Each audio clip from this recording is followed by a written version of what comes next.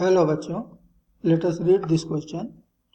An electron and a proton are moving under the influence of mutual forces. In calculating the change in kinetic energy of the system during motion, one ignores the magnetic force of one on another. This is because. अब नीचे हमें कुछ statements दिए हुए हैं, बताना है कि इसमें से कौन या कौन कौन से स्टेटमेंट करेक्ट होंगे.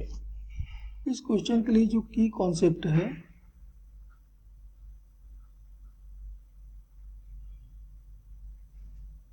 वह है लॉरेंज फोर्स,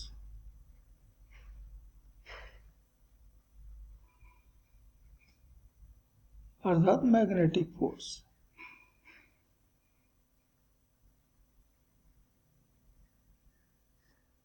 अब यहाँ हमें जो दो पार्टिकल दिए हुए हैं उसमें से एक इलेक्ट्रॉन और दूसरा है प्रोटॉन. तो हमें मालूम है कि मास ऑफ इलेक्ट्रॉन ये बहुत बहुत छोटा होता है, लगभग नेग्लिजिबल है compare to mass of proton.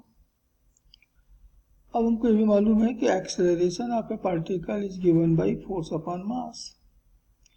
अब इलेक्ट्रॉन का मास तो बहुत छोटा है, इसलिए इलेक्ट्रॉन का जो एक्सेलरेशन होगा कंपेयर टू प्रोटॉन ये बहुत बहुत ज़्यादा. अब यहाँ जो पहला स्टेटमेंट दिया हुआ है वह है the two magnetic forces are equal and opposite, so they produce no net effect. Electron और प्रोटॉन के नेचर तो अपोजिट है, एक नेगेटिवली चार्ज पार्टिकल है, दूसरा पॉजिटिवली चार्ज पार्टिकल है. दोनों के ऊपर चार्ज भी इक्वल है, लेकिन दोनों के एक्सेलरेशन डिफरेंट होने के कारण दोनों का जो वेलोसिटी गेन होगा वो डिफरेंट होगा.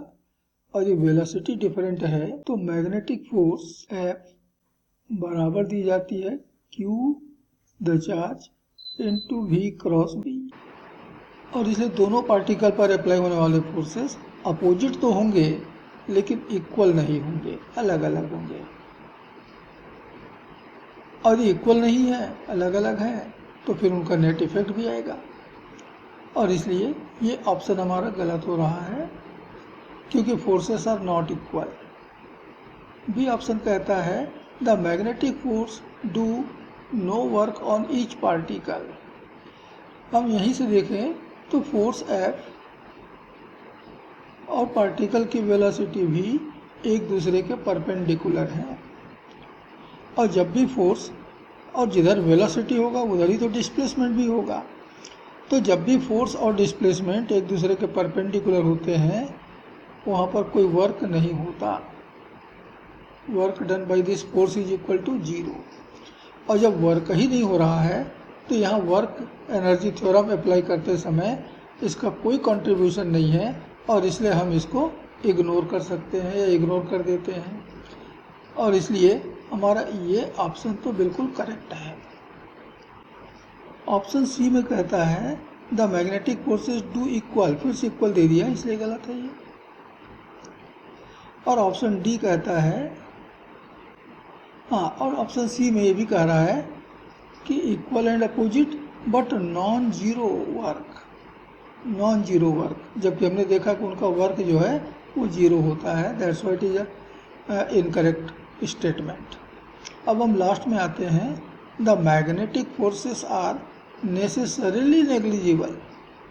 मैग्नेटिक फोर्सेस बहुत छोटे तो होते हैं लेकिन ये जो कह रहा है कि नेसेसरीली नेग्लिजिबल, अनिवार्य रूप से ही वो नेग्लिजिबल होगा, ये गलत है.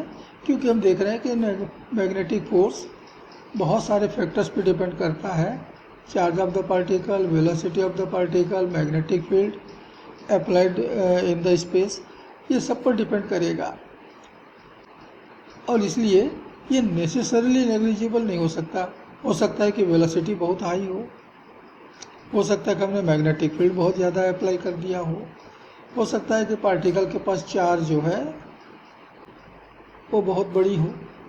तो ऐसे कुछ केसेस आ सकते हैं कि हमारा मैग्नेटिक फोर्स जो है वो नेग्लिजिबल ना हो.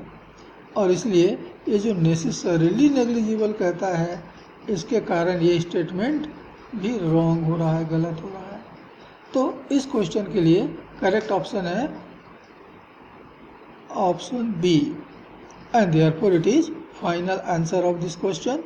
Hope you understood it well. Best of luck.